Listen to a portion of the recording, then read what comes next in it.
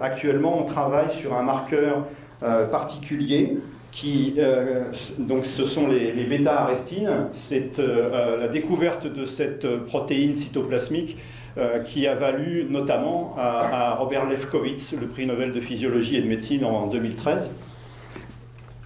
Et donc, encore une fois, un rappel classique du fonctionnement d'un récepteur couplé aux protéines G. Vous avez ici un exemple du récepteur 5-HT4 avec la mobilisation d'une protéine G stimulante à l'intérieur du cytoplasme. Et donc, ça, c'est un mécanisme qui conduit à l'activation de l'adénylate-cyclase, la production d'AMP cyclique. Il y a beaucoup de laboratoires qui savent mesurer les conséquences de l'activation de ce type de récepteur au niveau intracellulaire. Et donc, cette augmentation d'AMP cyclique, elle conduit à une réponse cellulaire. Ce que Lefkowitz a montré, et ce sur quoi on travaille, notamment pour le récepteur 5-HT4, c'est un mécanisme transversal qui permet d'arrêter les conséquences de l'activation de ce récepteur et donc de désensibiliser le récepteur 5-HT4 en l'internalisant par exemple.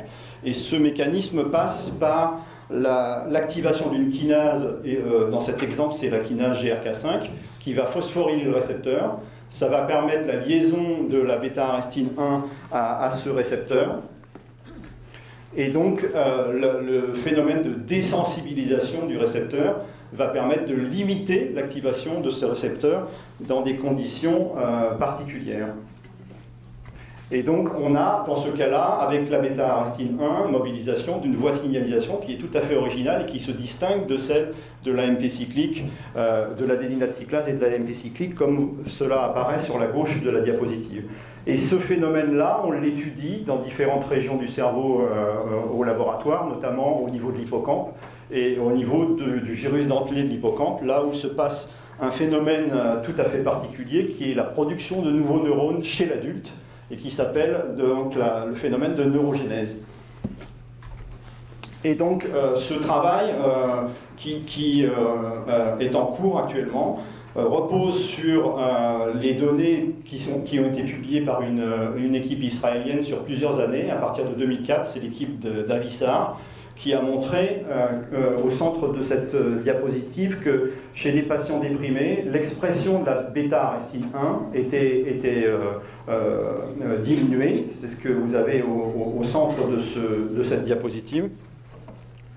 Donc ici, et un traitement antidépresseur avec des antidépresseurs classiques, citalopram, imipramine ou autres molécules, arrivait à réverser l'effet qui avait été observé chez les patients déprimés. Donc l'équipe d'Avissar a reposé ces données, soit sur un aspect clinique, et sur la première publication, notamment en 2004, sur des effets tout à fait comparables obtenus notamment chez le rat, avec une diminution de l'expression de la bêta-arrestine 1 dans le cortex notamment et dans l'hippocampe. Emmanuel, je te passe la réponse, le micro. Merci Alain. Donc bonjour à tous. Moi je suis la clinicienne qui a les pieds dans la glace toute la journée pour soigner des malades déprimés. Alors quand je vous parle de malades déprimés, c'est à dessein parce que on a parfois une idée de la dépression, et le public a une idée de la dépression qui lui est propre et qui est différente de celle des psychiatres. La maladie dépressive, c'est une maladie qui associe des symptômes nombreux et surtout des symptômes invalidants. Un malade déprimé, si certains sont d'ailleurs intéressés à voir ce qu'on fait quand on soigne des malades au quotidien, c'est quelqu'un qui n'arrive plus à fonctionner, hors de question de travailler, d'avoir des relations sociales et compagnie. Donc, ce petit aparté pour vous dire que nous, psychiatres, nous travaillons auprès de patients qui présentent des troubles mentaux et la recherche que je vais essayer de vous présenter très brièvement concerne des patients qui ont des troubles mentaux, des troubles psychiatriques, des troubles dépressifs. Alors, ce qu'on peut dire quand même, c'est qu'il y a très certainement un continuum entre les troubles dépressifs et les symptômes dépressifs qu'on peut retrouver, par exemple, en population générale. C'est Jean Delay qui disait « L'humeur, c'est un rhéostat qui colore chacune de nos émotions d'une connotation positive ou agréable ou négative ou désagréable. » Vous voyez, donc il y a certainement un continuum entre des symptômes de dépression et des troubles dépressifs. Moi, ce qui m'intéresse avec les gens avec qui j'ai la chance de travailler, c'est de soigner des malades déprimés. On est très démunis pour soigner les malades déprimés. En gros, on ne sait pas quel traitement donner à quel patient. Alors bien entendu pour les médicaments qui sont au centre de notre projet commun d'équipe, mais je dirais même au-delà des médicaments, quand on parle des autres traitements biologiques, mais également des traitements psychothérapiques. Où est la médecine personnalisée aujourd'hui dans le traitement des troubles dépressifs? Mais je peux vous dire qu'elle n'est pas arrivée très loin et qu'au quotidien, on fait une espèce de petite cuisine pas très satisfaisante. Ça, c'est la motivation pour la recherche qu'on va essayer de vous présenter. Alors aujourd'hui, comme j'ai essayé de vous le dire, les biomarqueurs et les facteurs prédictifs de réponse à un traitement chez un malade déprimé, ils sont très très peu nombreux, vraiment très peu nombreux. On a deux hypothèses, nous, pour expliquer cela. D'abord, on pense qu'on n'a pas travaillé dans les bonnes populations de malades quand on a essayé de faire ces études. Alors ces premières études, elles remontent aux années 50 à peu près. Et donc ça, c'est notre première hypothèse. On n'a pas travaillé avec les bons malades. On n'a pas travaillé sur les vrais malades qui sont vraiment soignés au quotidien. On a pris des malades laissés randomisés contrôlés, qui sont un sous-groupe infime des patients réellement traités au quotidien. Et puis notre deuxième hypothèse, c'est qu'on n'a pas, en termes de biomarqueurs, les bonnes cibles biologiques pour essayer de bien cibler ces facteurs prédictifs de réponse et ces biomarqueurs. Heureusement, la technique a fait des progrès ces dernières années. Donc vraiment l'objectif qu'on a pour le préclinique et pour le clinique, avec l'idée de faire des allers-retours de l'un vers l'autre, c'est d'identifier des biomarqueurs et des facteurs prédictifs de la réponse aux antidépresseurs dans la dépression au sens pathologie mentale du terme. Il est hors de question de donner des antidépresseurs à des sujets qui ont quelques symptômes dépressifs. Ça, c'est une ineptie. Les antidépresseurs, c'est utile et nécessaire, ça peut sauver la vie de personnes qui ont des troubles mentaux, des troubles dépressifs. Hors de question, et on nous bassine de ça dans les médias, de donner des antidépresseurs à Madame Duchemol qui a perdu son chat, Monsieur Untel qui se retrouve au chômage. Ça, c'est de la mauvaise pratique médicale. Nous, on essaie d'être très éloignés de ces pratiques-là. D'ailleurs, on voit souvent des malades excessivement sévères. Notre objectif, au final, serait de contribuer à mettre au point des nouvelles stratégies thérapeutiques, dans le sens de la médecine personnalisée, de la personnomics, qui peut s'appliquer à la psychiatrie, bien entendu, et éventuellement de contribuer à mettre au point des nouvelles molécules basées sur des nouveaux mécanismes d'action. Alors, dans la composante clinique de l'équipe, on travaille sur quelques cohortes. Alors, je dois dire que j'arrive vraiment profil bas par rapport aux cohortes qui ont été présentées précédemment. On a quand même des cohortes assez modestes. Nous sommes peu nombreux dans notre équipe. Nous sommes des artisans, probablement pas des professionnels, comme certains peuvent l'être parmi vous.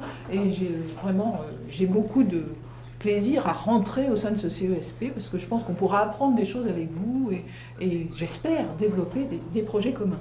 Alors voilà les cohortes sur lesquelles nous travaillons actuellement. Vous voyez, celle la plus importante comporte 600 patients, des patients déprimés qu'on voit en début de traitement et qu'on suit ensuite pendant 6 mois pour voir ce qu'ils deviennent. Je vous en redirai un petit mot après. Et puis des études moins ambitieuses en termes d'effectifs, mais parfois avec des objectifs très très précis, dont cette petite étude qu'on appelle BEPARES-Clean, pour laquelle on va très très bien phénotyper des patients, au point même de leur prélever des fibroblastes pour aller travailler dans les prochaines années avec l'Institut Pasteur sur leurs cellules souches. Donc, quels sont nos axes de recherche? Le temps passe, je ne veux pas aller trop vite. Comme nous ne sommes pas nombreux, nous collaborons avec des gens, et ça c'est vraiment un plaisir et un honneur pour nous de collaborer avec des gens qui travaillent dans d'autres domaines, notamment des pharmacogénéticiens, ici à Bicêtre, puisqu'on travaille nous au quotidien ici à l'hôpital de Bicêtre. Je pense à Laurent Beckmont et Céline Versuif, avec qui on a développé une approche pharmacogénétique du traitement des malades déprimés. Un deuxième axe de recherche, évidemment, quand on parle de biomarqueurs en santé mentale et en dépression, c'est l'imagerie cérébrale qui, vous le savez comme moi, a fait d'énormes progrès au cours des dernières années et qui nous offre des boulevards énormes pour essayer de voir en quoi la taille, le volume de certaines structures cérébrales ou le fonctionnement de certaines structures cérébrales peut prédire le devenir d'un malade déprimé qu'on va traiter ou peut être associé à des modifications liées au traitement de la dépression. Alors on fait de l'imagerie structurelle bien entendu et fonctionnelle en lien avec le service de neuroradio ici de Bicêtre et en lien avec l'Institut du cerveau et de la moelle qui est à la Salpêtrière. On a développé un troisième axe qui est celui du métabolisme. Vous savez peut-être que les psychiatres ont commencé à penser au métabolisme avec les antipsychotiques, les neuroleptiques. On a découvert que les neuroleptiques, les médicaments qu'on donne pour traiter les schizophrènes, induisent des syndromes métaboliques. Ce qui est quand même embêtant. C'est pour ça que dans les hôpitaux psychiatriques, les patients sont souvent énormes. Et que, je vous le rappelle, les malades atteints de troubles mentaux meurent 15 à 20 ans plus tôt que des épargnés de la population générale. Ça, c'est pas dû en premier lieu au suicide, c'est dû en premier lieu aux maladies cardiovasculaires. C'est une des raisons pour laquelle on a souhaité travailler sur le métabolisme chez des patients déprimés. Et donc, on a une cohorte dont on vient de passer un premier papier de patients déprimés qu'on traite au cours du temps. Et on regarde tout simplement ce que deviennent leurs paramètres métaboliques au cours du temps, leur glycémie, leur tension artérielle, leur profil lipidique et compagnie. Et qu'est-ce qu'on montre? Eh bien, globalement, que leur statut métabolique, au cours du temps, se dégrade. On a fait des analyses statistiques sous la supervision de Bruno, que je remercie à cette occasion, assez sophistiquées, pour essayer de montrer que cet effet est réel. Voilà.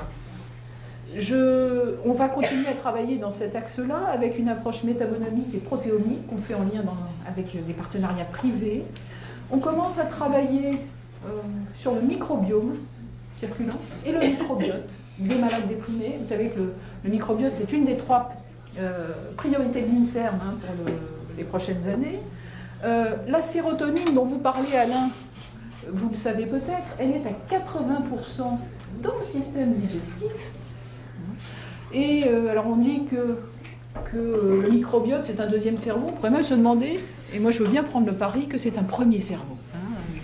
Que ce qui se passe au niveau central, c'est secondaire à ce qui se passe au niveau périphérique. Ça c'est une conviction que j'ai, mais on verra ce que nous dit la littérature. Ça fait 10 minutes qu'on a terminé. On développe aussi un axe cellule souche avec des équipes de Pasteur, Pierre-Marie Edo, avec une double approche, sujet sain versus déprimé, et puis une autre approche, donc déprimé avant, après traitement. Et écoutez, j'espère qu'on pourra vous en dire plus dans les prochains mois, les prochaines années. Merci de votre attention.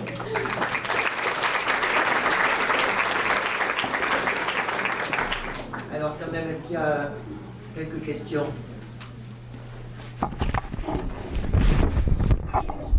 Juste une remarque sur quelque chose d'important qu'a dit Emmanuel, qui a pu vous interpeller sur finalement qu'est-ce qu'une dépression et quel est leur objet d'étude.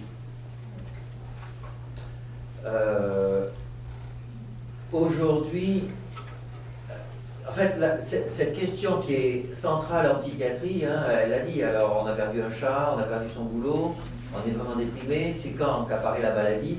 En fait, c'est pas que la psychiatrie. Dans le diabète de type 2, on a à peu près la même question. Et que pour la santé publique, et pour le scientifique, c'est à la fois pour le scientifique un problème de phénotype capital, et pour la santé publique, c'est à partir de quand le médecin a une légitimité pour intervenir sur un problème en lien avec la santé. Donc c'est un enjeu sur lequel on travaille en pédopsychiatrie beaucoup parce qu'en plus les enfants ne décident pas des médicaments qu'ils prennent. Encore un adulte qui est libre de prendre un antidépresseur ou pas, un enfant c'est plus compliqué. Donc c'est une question essentielle et qui a une résonance. Alors bien sûr, vous en tant que chercheur, eux ils travaillent sur le phénotype extrême qui permet d'être plus homogène et normalement plus contrasté avec le sujet sain. Et donc d'apporter plus de variance, plus d'informations. Si tu permets, que je suis entièrement d'accord avec ce que tu dis, quand même, en psychiatrie, il y a peut-être une différence avec le diabète de type 2, c'est que dans le diabète de type 2, on a déjà des biomarqueurs objectifs, et puis surtout, dans le diabète de type 2, la société et le grand public n'a pas la représentation qu'il a des troubles mentaux. Chacun parmi nous a une représentation, et c'est normal, de ce qu'est une dépression. Quand vous interrogez le grand public sur qu'est-ce que c'est le diabète, les gens n'ont pas d'emblée une représentation. Et donc ça, c'est un élément qui distingue peut-être les troubles mentaux des pathologies comme le diabète, le sida et compagnie. Vous indiquez que vous avez des cohortes qui sont de relativement petite taille.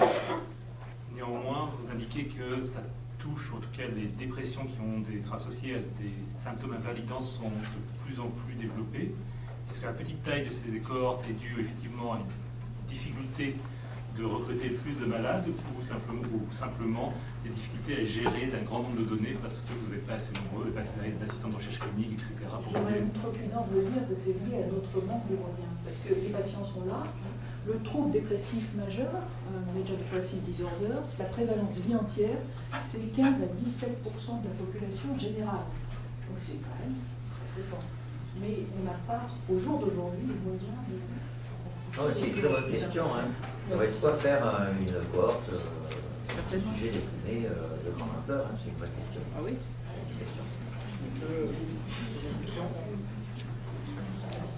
Merci. Donc, je voulais une remarque d'abord, c'est bien préciser que dans le centre d'épidémio, il y a une partie quand même fondamentale. Ça fait peut-être une ouverture pour l'avenir pour certains parmi nous. La deuxième question, je pense que le corps que vous avez, c'est pas nombreux. Je suis curieux de savoir comment vous obtenez le consentement du patient pour participer quand ils sont déprimés, parce que ça ne doit pas être facile déjà, quand ils ne sont pas déprimés, ça prend beaucoup de temps. Quand ils sont déprimés, alors... Oui, les malades déprimés se sentent nuls, pas à la hauteur, incapables, ils sont ralentis, ils ont l'impression qu'ils ne servent plus à rien. Je vous dirais, pour travailler sur la question depuis 25 ans, on n'a pas d'énormes soucis à obtenir le consentement des patients à partir du moment où on leur explique clairement et justement comment le faire. Souvent même, j'irai plus loin en disant que c'est psychothérapeutique pour un patient déprimé, on lui propose de participer à un projet collaboratif où il a l'impression qu'il va être utile aux autres et qu'il va participer à un projet commun. Donc ça, c'est pas une étape limitante pour nous. Merci beaucoup.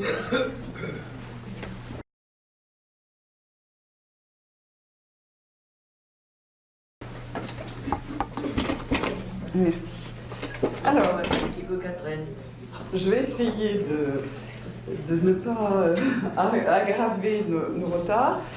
Donc, moi, je vais vous présenter certains éléments que nous faisons dans notre équipe. Vous allez voir, c'est un panorama assez vaste, donc on n'est pas exhaustif. Et je vais commencer par quelque chose qui est peut-être un peu inhabituel, c'est de vous présenter nos outils. Parce que notre équipe, c'est vraiment une histoire qui a débuté avec Françoise Clavel-Chaplon en 90, avec quelque chose d'assez visionnaire à l'époque, d'ailleurs pas toujours très bien vu, c'est-à-dire de créer une grosse cohorte et de se doter de conditions qui lui permettaient de bien la suivre, c'est-à-dire du coup une cohorte assez spécifique, suivie de femmes qui sont affiliées à la MGEN, ce qui permettait de bénéficier donc d'un certain nombre de conditions de suivi qui ont été très optimales. Et puis, on a pu... Alors, je sais comment pardon. On a pu non seulement donc avoir des questionnaires à peu près tous les 2-3 ans, mais aussi des données biologiques pour environ un quart de la cohorte et profiter des grandes bases de données médico-administratives de la MGEN, du CEPIDC, et puis nous aussi, comme tout le monde, eh bien, on s'intéresse au couplage avec le SNIRAM. Alors, en 1993, on a rejoint un consortium de cohortes européens qui se construisait, et donc E3N est la partie française de ce consortium, avec essentiellement au départ l'objectif d'étudier les relations entre nutrition au sens large et risque de cancer. Et ce travail EPIC s'est largement diversifié puisqu'il s'intéresse maintenant à d'autres maladies, notamment maladies cardiovasculaires, maladies neurologiques, etc. Et que ça va encore monter d'une étape puisqu'on est en train de construire un European Cohort Consortium qui sera de 2-3 millions d'individus. Donc voilà. Et nous, on va devenir un peu petits dans ces consortiums, mais on se pose un peu la question de la place qu'on peut avoir au sein de ces grosses histoires. Alors, il est apparu qu'il est de plus en plus intéressant en fait, de non seulement focaliser sur une génération, mais avec les développements de la génétique, avec les développements aussi l'intérêt d'un certain nombre de choses qui sont partagées. On a parlé du microbiote, c'est un de ces éléments.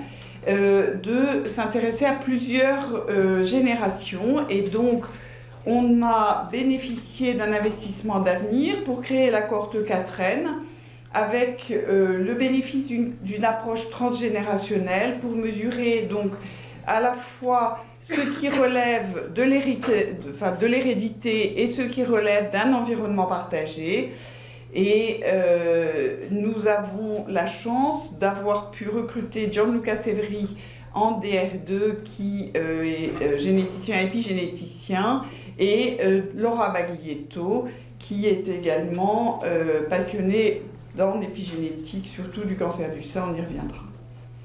Donc voilà, ces 3 générations. Pour l'instant, donc en dehors des femmes 3N, nous avons commencé à recruter les pères des enfants des femmes 3N, donc pas forcément les conjoints ou ex-conjoints, mais ce qui nous intéresse, c'est ce lien générationnel. Donc la génération G2 va se recruter à partir de l'année prochaine avec du coup des outils innovants, notamment on travaillera plus sur des questionnaires papier comme on l'a fait jusqu'à présent avec les vieilles générations, mais avec évidemment des outils Internet, ce qui nous permettra d'ailleurs d'avoir plus de monde avec moins de moyens. Et puis derrière, ce qu'on attend, c'est de recruter également la génération G3. Alors, j'ai la chance d'avoir dans l'équipe des gens qui se passionnent pour ces nouveaux outils, notamment Guy Fagherazzi, et avec Camille, ils sont en train de s'occuper d'organiser un grand colloque international, un grand congrès international qui sera, je profite pour en faire la pub, les 11 et 12 octobre 2016, à Paris, à la Cité internationale. Et ils avaient déjà, avec succès, organisé un premier colloque il y a 1 an ou 2 ans. Voilà. Donc, pour vous dire, voilà, ces espèces de diapositives monstrueuses que vous n'aurez évidemment pas le temps de détailler, mais pour vous dire que c'est une approche, c'est un peu ce qu'on a mis dans notre titre, une approche intégrée. C'est-à-dire qu'on essaye de s'intéresser à différentes expositions. Donc vous voyez au-dessus des expositions environnementales et la génétique et les relations entre les expositions environnementales et la génétique via l'épigénétique, mais non seulement à l'âge adulte, mais vie entière. Donc on a un certain nombre d'éléments déjà pour nos femmes sur ce qui s'est passé dans leur enfance, mais ce qui nous intéresse évidemment, c'est d'avoir des plus jeunes générations pour avoir des éléments dès l'enfance de façon non rétrospective. Et puis, nos femmes vieillissent, leurs conjoints aussi. Donc, on commence à s'intéresser de plus en plus au vieillissement, qui, vous le savez, est un des grands enjeux de notre société. Alors, les pathologies sont essentiellement les grandes pathologies chroniques, le cancer, les maladies cardio-métaboliques, mais également, et ça se fait en collaboration notamment au sein du CESP, par exemple Alexis Elbaz qui travaille sur la maladie de Parkinson dans notre équipe, en collaboration avec notre équipe, pardon, dans l'équipe d'Archana. Je le récupérerai bien, mais on fera ça discrètement. Cette cohorte, on essaye de récupérer donc non seulement beaucoup de données, donc des données de rapporter, je vous ai dit d'abord les questionnaires papier, il faudrait que vous veniez voir comment ça se passe quand on a des chariots et des chariots qui arrivent par la poste et qu'on est tous mobilisés pour les traiter. Donc ces web questionnaires et puis l'utilisation des smartphones pour pouvoir récolter des données directement, l'e-épidémiologie, donc le grand dada de Guy. On a une biobanque qui s'enrichit progressivement, pour l'instant assez classique, plasma sérum, et génétique via le buffycoat ou la salive qui continue à se collecter à la fois pour l'instant chez les maris et puis ensuite on verra pour les enfants.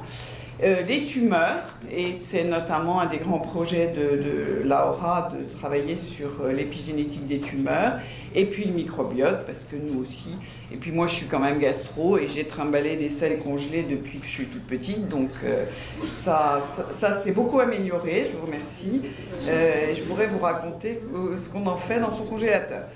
Et on travaille aussi avec les grandes bases nationales informatisées, et nous aussi on a donc pas mal travaillé sur la question grâce notamment à Wilna Telno dans notre équipe et Pascal Gerbois-Rérol qui travaillent sur tous ces aspects administratifs qui sont complexes, et c'est la chance qu'on a d'avoir monté cette équipe qui connaît bien un peu les arcanes voilà, de ces grandes décisions.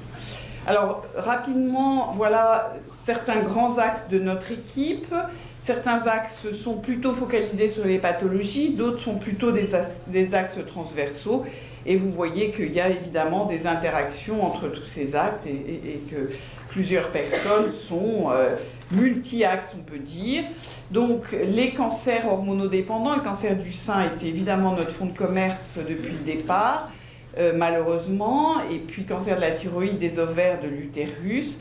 Et maintenant, je vous montrerai quelques illustrations sur ce qui s'intéresse. On s'intéresse aussi à ce qui se passe après le cancer, et donc les facteurs qui déterminent l'évolution après le cancer du sein, par exemple. Donc, des aspects épigénétiques, j'ai illustré là que Gianluca s'intéresse particulièrement au cancer du poumon. Ça permet aussi des interactions avec Gustave Roussy qui nous héberge.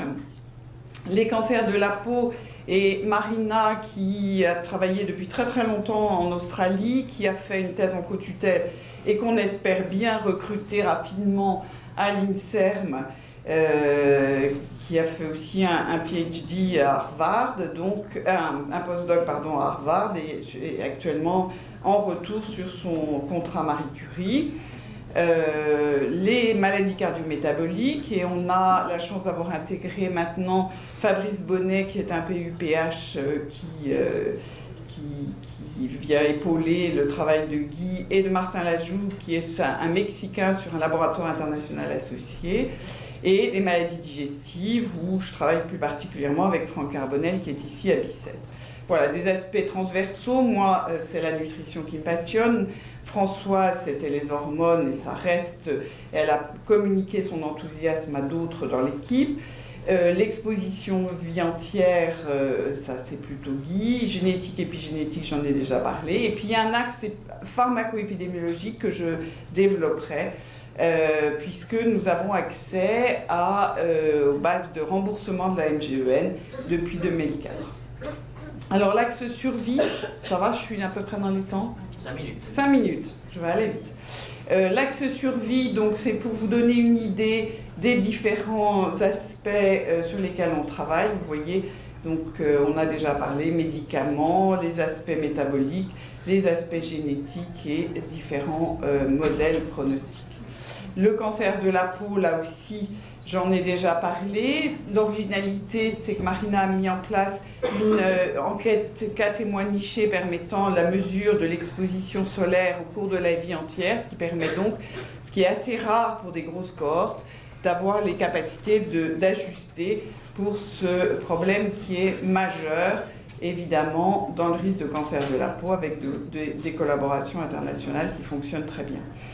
En épigénétique, alors là, je ne me lancerai pas à expliciter les travaux de Gianluca et de Laura, pour vous dire voilà, qu'ils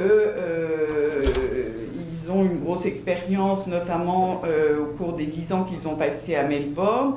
Et vous voyez là où, sur les mêmes choses, c'est-à-dire risque de cancer du poumon, en s'intéressant à la méthylation de l'ADN et en ajustant sur le tabagisme, on voit qu'on retrouve pas mal de choses communes dans les deux cohortes et qui confortent donc l'idée des modifications épigénétiques en lien avec le risque de cancer. Et puis l'axe pharmacoépi, donc, qui est un axe qui peut encore énormément se développer parce que nous disposons d'une base de données qui est considérable depuis 2004.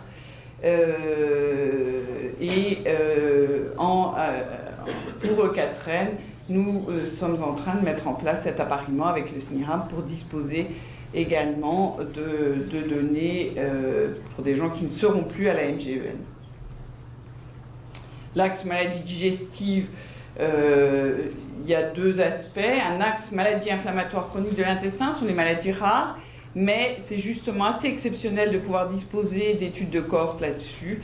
Et on travaille beaucoup avec EPIC dans ce domaine-là. Et puis le cancer colorectal qui était mon dada de départ et sur lequel je reste quand même intéressée. Voilà. Guy développe beaucoup des travaux à la fois sur le diabète et le risque de diabète, mais aussi sur les complications du diabète. C'est de l'étude after-diab et il a une thésarde qui démarre justement ce projet-là.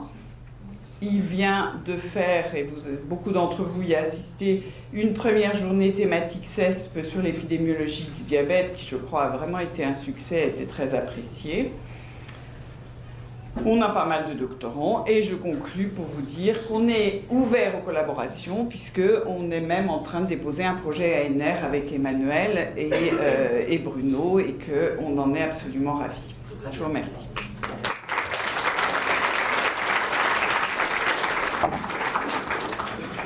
On a un peu de temps pour des questions. Arsana. Moi, j'ai une question sur les e-tools. Est-ce que vous avez testé les taux de réponse avec les questionnaires envoyés par email? Donc, est-ce que vous avez testé deux situations? Non, on démarre. Alors, premièrement, ça c'est ce qu'on va faire sur la nouvelle génération qu'on n'a pas commencé.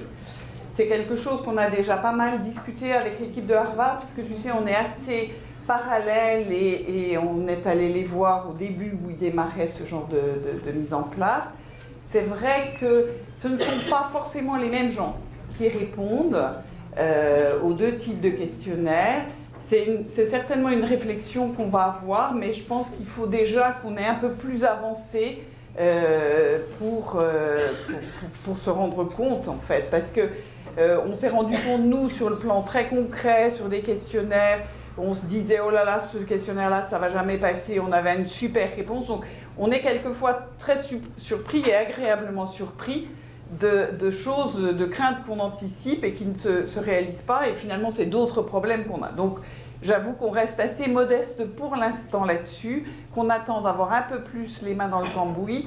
Et on en reparlera, bien sûr, c'est une question tout à fait pertinente. Et les femmes de E3N, vous n'allez pas changer le protocole? Non, tu sais, elles commencent à avoir 80, 90 ans.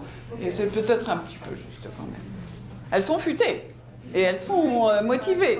Mais quand même, voilà, il faut leur laisser quand même un petit peu de temps pour répondre.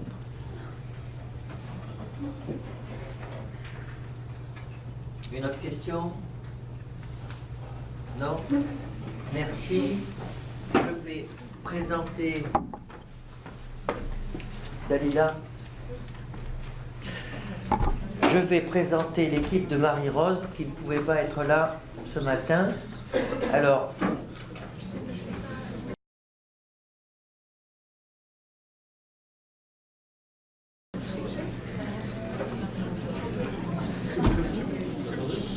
qu'est-ce qu'il y a? Oui, on a permuté avec Laurence parce que Dalila doit partir dans son service cet après-midi. Donc, à l'origine, cette équipe s'appelait Approche qualitative et quantitative des phénomènes complexes. Et c'était moi qui m'en occupais. Et puis, c'est comme ça que ça a été fait devant la ERS. Et puis, m'occupant maintenant du CESP, il n'était pas raisonnable que je m'occupe aussi d'une équipe à l'intérieur du CESP. Et donc, on a changé les contours de cette équipe qui rassemblait, comme son nom l'indiquait, des chercheurs qui faisaient des études qualitatives avec des études quantitatives, en particulier l'équipe de Philippe Brouette. Donc, finalement, on a décidé que l'équipe de Philippe Brouette, un jour, s'autonomiserait. Donc, c'est une équipe qui fait partie de la pépinière du CESP. Donc, qui ne présente pas aujourd'hui parce que c'est encore prématuré. Et donc, la partie qualitative, pour le dire vite, s'est autonomisée encore que cette partie d'équipe qui fait des recherches qualitatives fait aussi des approches mixtes avec des approches quantitatives, mais à une coloration transculturelle très forte. D'où son intitulé « Méthode et culture, approche qualitative et quantitative et transculturelle ». Alors, pour montrer l'exemple, je vais être efficace. On va pas prendre de temps parce que vous avez faim. Donc, je vais vous donner un panorama très rapide de l'équipe, et puis Dalila, en quelques minutes, vous donnera un aperçu un peu plus approfondi d'un exemple d'étude. Alors, l'équipe de Marie-Rose, il y a plusieurs groupes. Il y a un groupe à la Maison de Solène, proche d'elle et de l'Université Paris-Descartes, sur une thématique transculturelle et ou qualitative. Il y a un groupe à Paris 13, dont Dalila est une représentante. Il y a un groupe INSERM Maison de Solène, avec pas mal de méthodes mixtes. Et puis il y a un groupe psychométrie. Alors, rentrons dans le détail des thématiques. Donc Marie-Rose a une activité essentiellement en psychiatrie transculturelle. C'est une pédopsychiatre et elle a été et elle est toujours la conseillère psychiatrie de MSF. Donc on a beaucoup de relations avec MSF. En particulier, vous voyez, on a validé pour eux un test de dépistage de la souffrance psychique des tout petits dans les camps de réfugiés, dans les camps où il faut agir. Vous savez, il est impossible de proposer à tous les enfants de pouvoir bénéficier d'un entretien clinique psychologique, parce que ce n'est pas pensable, donc on est obligé de sélectionner sur la base d'un questionnaire, et c'est très compliqué parce qu'il faut que ces questionnaires aient une validité transculturelle très forte, puisque ça va toucher des enfants qui vivent dans des pays dans lesquels les repères sont complètement différents. Voilà. Aurélie Harf, qui a été une doctorante de Marie-Rose Moreau et qui est postdoc maintenant, travaille sur l'adoption internationale, en particulier. Malika Mansouri, qui est maître de conférence sur la radicalisation à l'adolescence. Et Marion Feldman sur l'étude de la transmission du trauma mère-bébé. L'autre partie du groupe Paris-Descartes MDA, Jonathan Lachal, qui travaille sur une méthodologie que vous connaissez peut-être pas, qui s'appelle les métasynthèses. C'est comme les méta-analyses dans les essais randomisés. Les métasynthèses, ce sont des espèces de méta-analyses d'études qualitatives. C'est très intéressant. C'est une innovation méthodologique.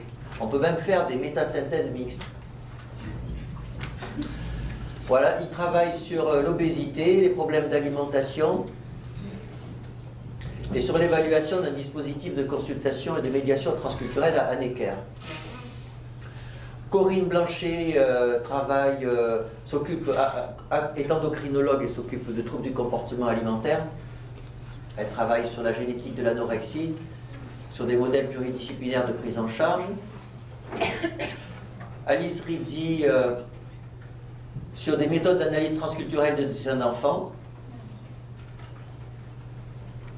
Alors après on passe à l'équipe, au groupe Paris 13, Thierry Bobet, trauma transculturel mineur isolé. C'est un spécialiste international du trauma chez l'enfant. Il a travaillé en Haïti. Et là, c'est lui qui, Stéphanie van der Toren, a mis en place une étude de suivi des personnes en lien avec les attentats de Charlie Hebdo. Et c'est Thierry et CESP qui va récupérer cette étude et son suivi ultérieur, en collaboration avec Louis Géel, qui s'occupe de l'équipe Outre-mer du CESP sur le trauma.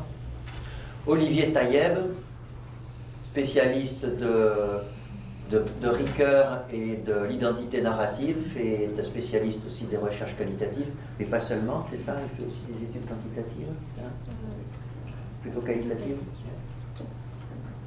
Émeric Rêve, qui est là, qui a été au séminaire d'écriture, qui est addictologue et qui a fait une thèse d'éthique.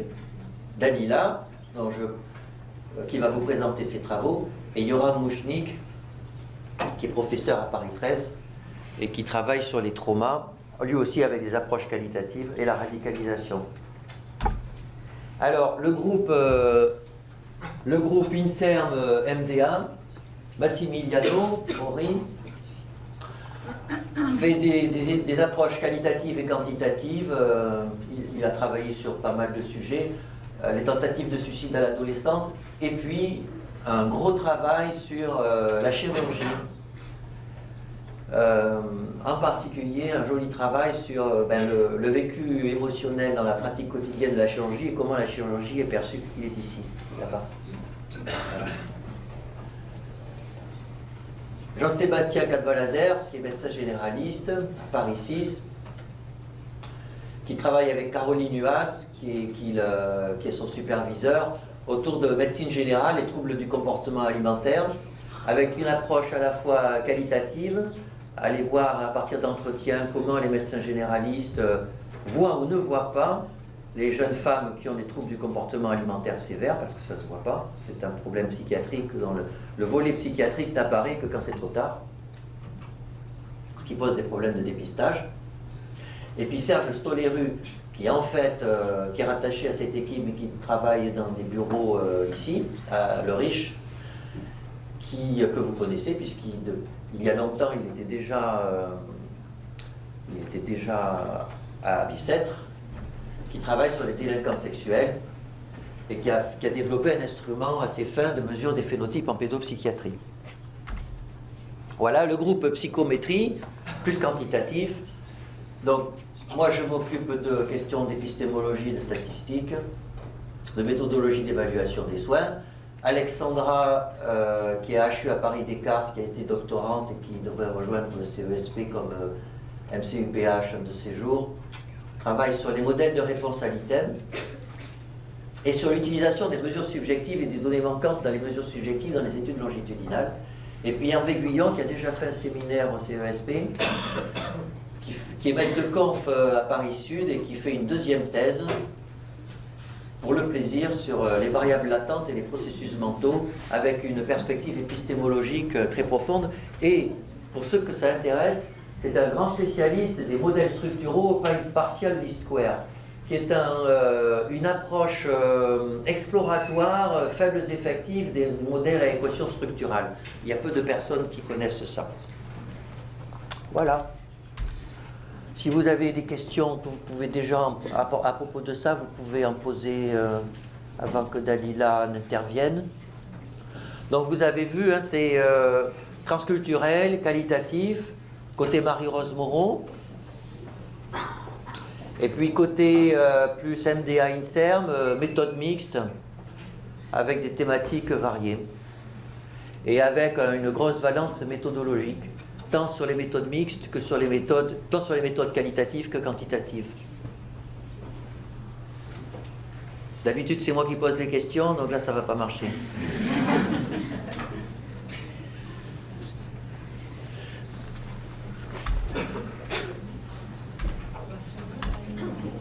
Et j'ai oublié de parler, c'était marqué dans ma diapositive, mais ce n'est pas la bonne version, de Jean-Michel et de Monique Turin qui s'occupent de l'évaluation d'un réseau de soins, d'un réseau de l'évaluation de pratiques psychothérapeutiques, là aussi avec des méthodes mixtes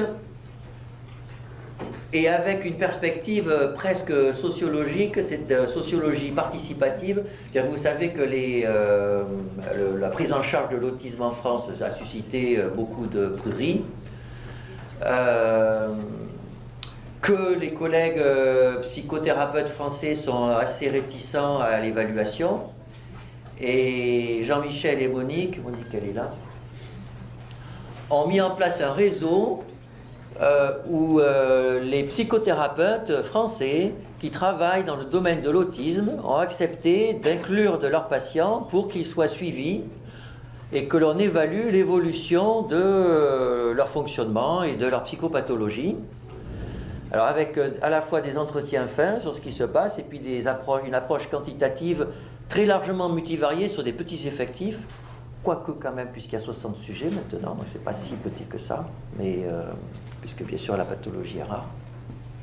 Voilà, c'est très innovant et oui. Moi j'avais une question en fait, parce que étant plutôt dans le domaine des méthodes quantitatives, je me demandais comment vous arriviez à travailler ensemble en associant des gens qui travaillent sur des méthodes quantitatives et qualitatives, et comment vous vous comprenez et travailler ensemble en fait? Parce que j'essaie de le faire, c'est nouveau. Oui, Et voilà. très bonne question.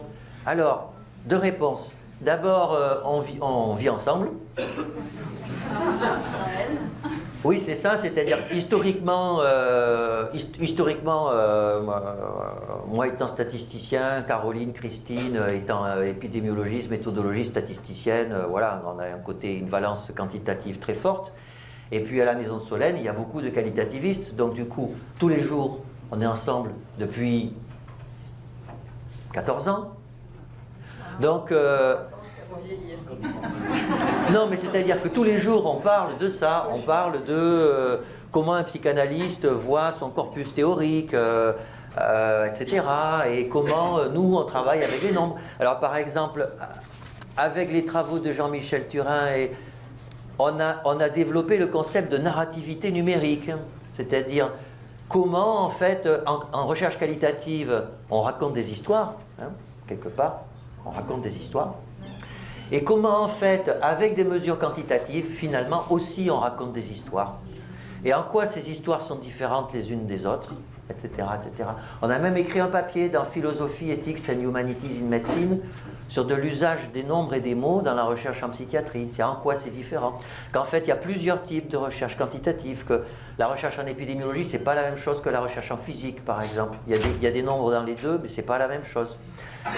Et de la même façon, il n'y a pas qu'une recherche. La recherche en biologie moléculaire, c'est pas quantitatif à proprement parler. Il y a beaucoup de mots, mais pourtant, c'est pas la même chose que l'anthropologie. Donc voilà, à la fois en vivant ensemble, en ayant une réflexion épistémologique, et puis en se disant, tiens, on va faire les deux. Et puis, on se rend compte que pour l'évaluation des soins, ça marche très très bien de faire les deux. Juste pour vous donner un petit exemple, hein, on a vu tout à l'heure l'équipe dépression qui a présenté les antidépresseurs. Hein. Donc on évalue un antidépresseur. Demandez à un jeune psychiatre ce que fait un antidépresseur à son patient. Vous allez avoir un silence. C'est vrai, c'est vrai. Et il va dire, ah ben, les patients sont moins tristes, ils dorment mieux, etc. Et en fait, demandez à un patient ce qu'il dit quand il prend un antidépresseur, vous faites une étude qualitative, et il dit, ben avant les émotions s'agrippaient à moi, ça me faisait souffrir, maintenant les émotions sont un peu loin, c'est comme s'il y avait une vitre entre les gens et moi. Ah oui, ça ne fait pas pareil. Hein? C'est-à-dire, c'est pas pareil que d'évaluer ce qu'il faut faire. Hein. Il faut, pour savoir si un antidépresseur marche, il faut faire un essai thérapeutique avec un critère d'efficacité quantitatif. Ça permet de savoir si ça marche ou si ça ne marche pas par rapport à un placebo. Mais ça ne répond pas à la question que fait le médicament aux gens. Voilà. Je passe la parole à Dalila.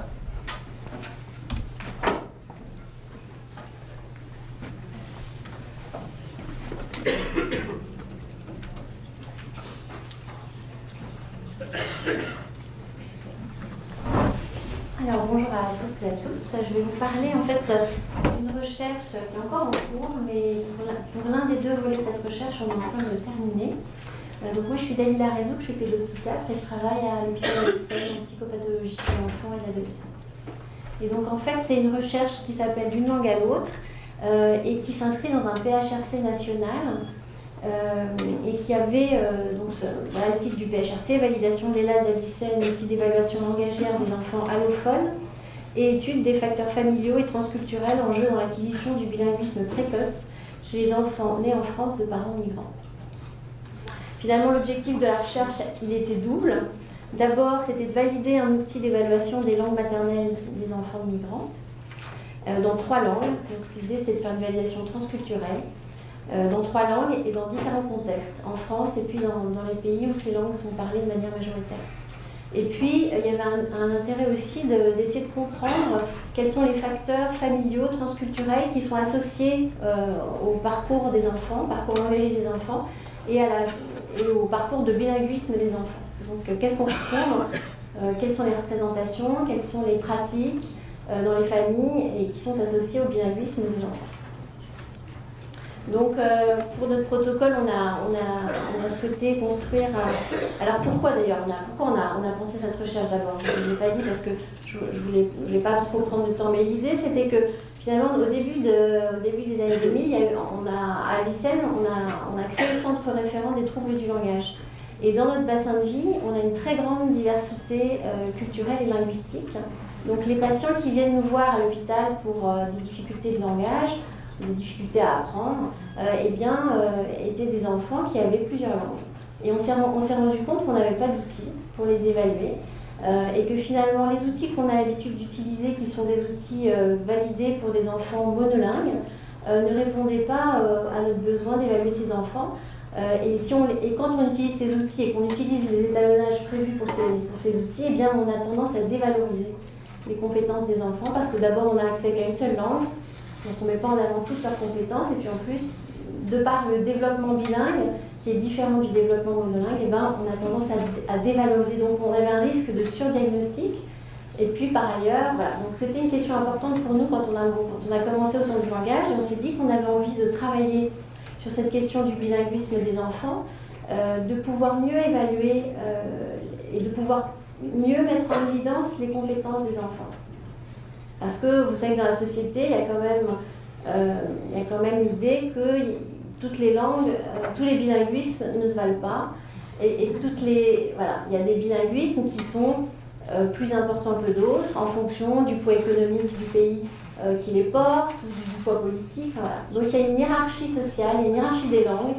Et on avait à cœur, nous, de mettre en évidence les compétences des enfants et leurs difficultés quand on a. Donc on a monté ce protocole autour de cette question donc, du bilinguisme, de l'évaluation et puis de comprendre aussi les facteurs qui sont en jeu dans ce bilinguisme, comment on fait quand on est un enfant, qu'est-ce qui se passe, en tout cas, quels sont les facteurs associés à la mise en place de ce bilinguisme. Voilà. Comment on fait, comment font les parents et comment font les enfants. Donc on a construit ce protocole autour de 3 langues. Au départ, on voulait en prendre 5, mais c'était déjà un protocole finalement très lourd et on s'est restreint à 3 langues.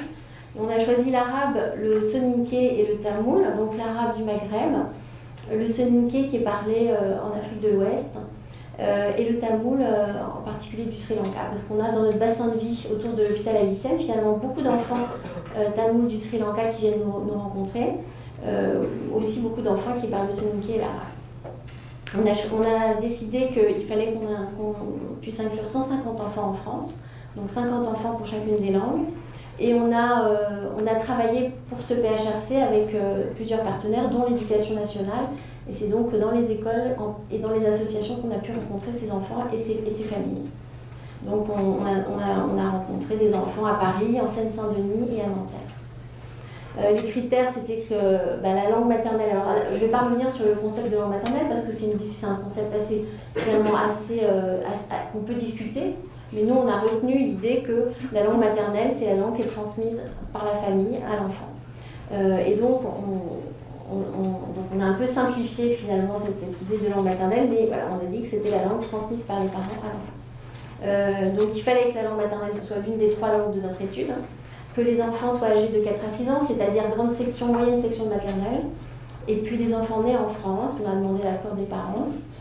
Et puis, pour les validations, dans les pays où les langues sont parlées de manière plus majoritaire, on avait besoin de rencontrer au moins 20 enfants au Sri Lanka. Donc on est allé au Sri Lanka, en Algérie, au Maroc et en Mauritanie pour faire cette validation dans d'autres contextes. L'idée aussi étant que, quand je reviendrai un peu sur les caractéristiques de notre outil, je développerai un peu plus à ce moment-là. Donc finalement, qu'est-ce qu'on voulait recueillir chez les enfants quand on les a rencontrés dans les écoles ? C'était leur proposer cette petite évaluation en langue maternelle, c'est l'élève d'Avicenne qui nous permettait de le faire, et puis pour le français, puisque c'était une évaluation du bilinguisme, on a extrait des épreuves de la NIL, qui est un outil utilisé de manière fréquente en pédopsychiatrie pour évaluer le langage en français. On a extrait des épreuves de la NIL qui correspondent aux épreuves qu'on avait construites pour l'ELAL.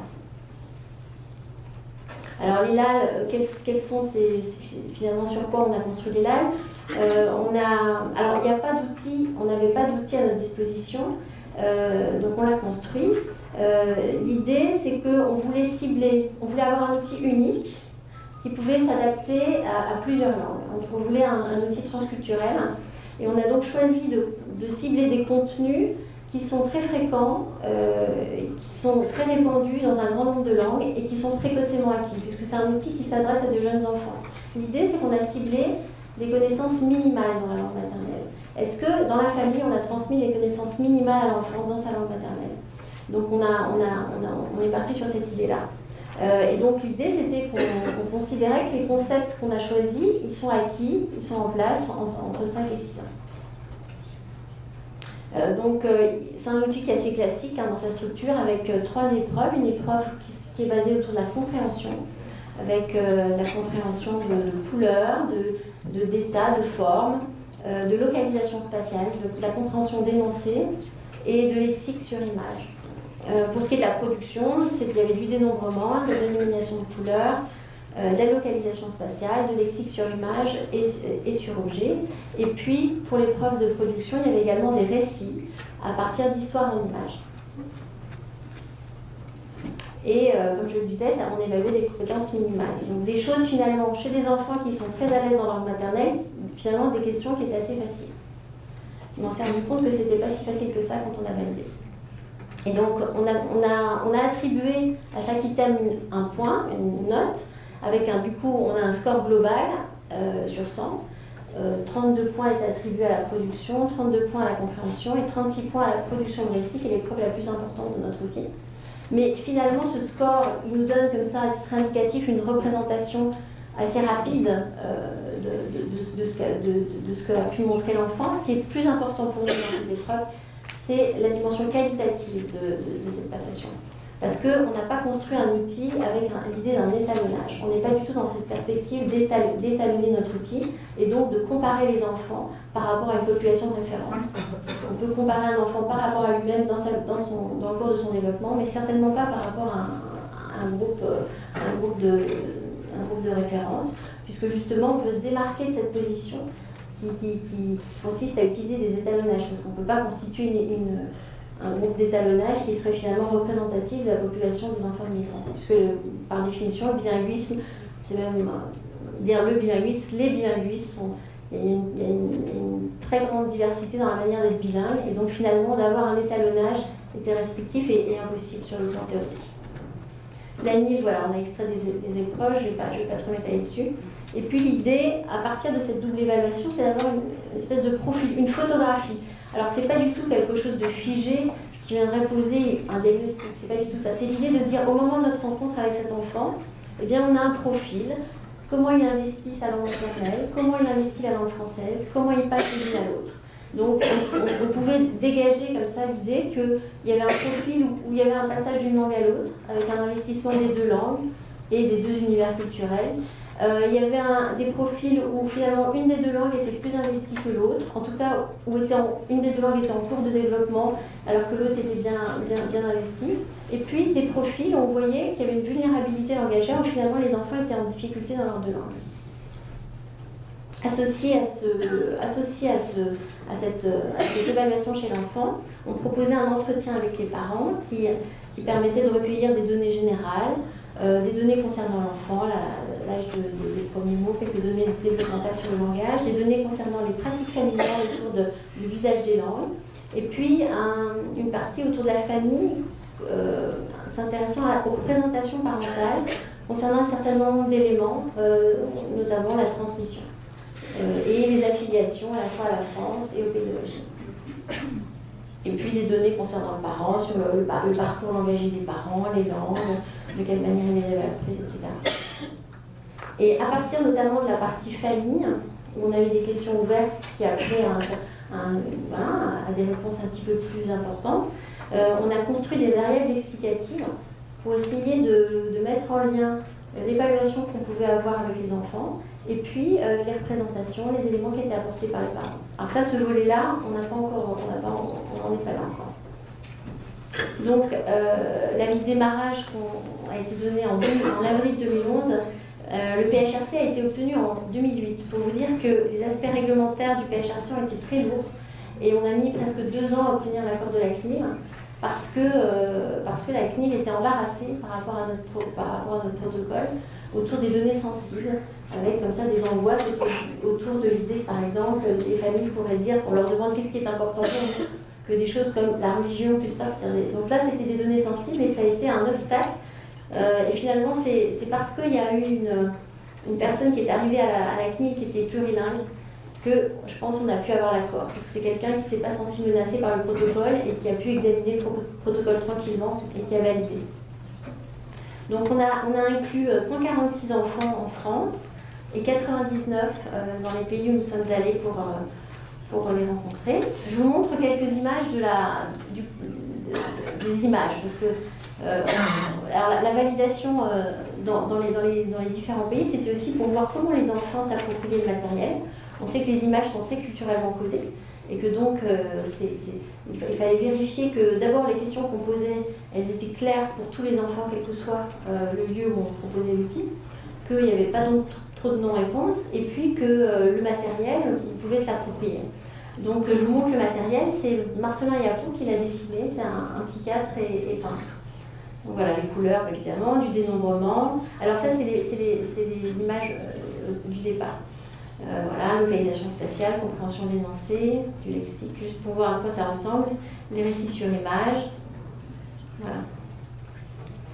Donc, pour la validation, il faut que j'invite. Donc, on peut dire que l'outil est validé. On a montré que les sous-échelles étaient dimensionnelles, qu'il y avait de bons accords interjuges pour la cotation du récit, parce que je vous ai parlé du récit tout à l'heure, et on a vérifié que les trois juges qui avaient codé les différents récits étaient d'accord entre eux et qu'il y avait une bonne consistance interne au niveau des items. Voilà, je passe. Voilà, peut-être que je vais m'arrêter là. Voilà. Voilà, on en est là, donc l'outil est validé, on va pouvoir le publier. C'est un outil qu'on utilise déjà en clinique et on utilise cet outil pour évaluer les enfants bilingues qui viennent avec des suspicions de diagnostic de troubles spécifiques du langage oral.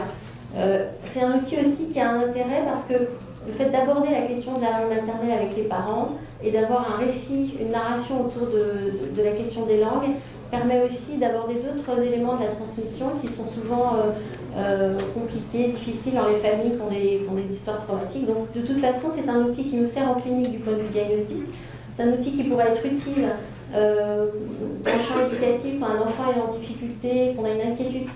Justement pour rassurer, par exemple, les enseignants, parce qu'un enfant qui a bien investi sa langue maternelle, qui la parle très bien, et puis qui est un peu en difficulté, ou qui prend le temps de rentrer dans le français, c'est pas la même chose, c'est un enfant qui est en difficulté dans ces deux langues, qui est très inhibé. Donc ça nous permet aussi de mieux repérer les enfants qui seront en difficulté et de ne pas attendre trop longtemps, parce qu'on remarque que les enfants migrants ont tendance quand même à consulter un peu plus tard que les autres. Donc vous voyez qu'il y a plein d'applications possibles à cet outil.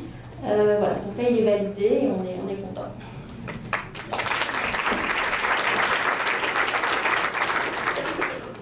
Une question, Rosiane? Oui, moi, on n'a pas tout le temps discuté de la manière dont on peut essayer d'évaluer avec un tel outil les facteurs associés à la capacité langagière. Par contre, il y a une question que je me pose, c'est pourquoi ou est-ce que vous avez pris la dimension de la représentation du corps enseignant de ces enfants bilingues, qui est peut-être très dominante sur le contexte familial? Quel est présupposé sur la représentation qu'on a des adultes prennent le corps enseignant de ces du pays d'accueil, finalement, de l'accueil, vis-à-vis de...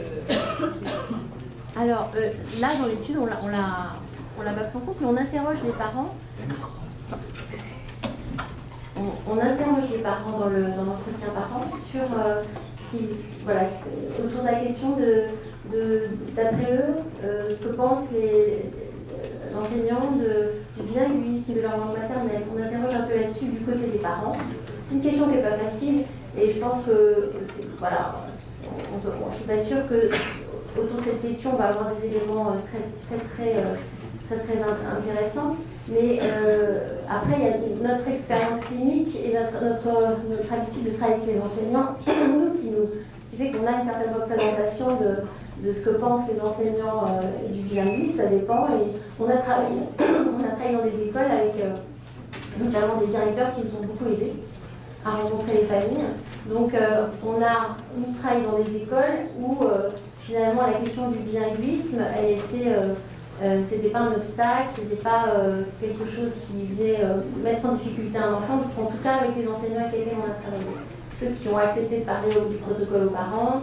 Dans ces écoles-là, il y avait une ouverture autour de la question des langues, de l'intérêt et de l'importance de promouvoir justement une pluralité linguistique et de soutenir les enfants par rapport à ça. Donc nous, les gens avec qui on a travaillé, ils sont plutôt très ouverts par rapport à ces questions. Après, dans l'ensemble du corps enseignant, il y a des positions beaucoup plus contrastées, avec encore beaucoup d'enseignants qui peuvent recommander aux parents d'arrêter de parler leur langue maternelle quand les enfants sont un peu en panne au niveau du français. Donc ça, c'est aussi des représentations qui continuent d'exister dans différents lieux.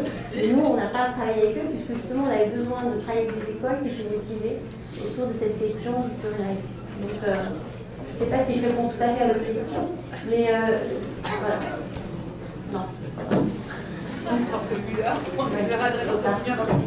Oui, oui.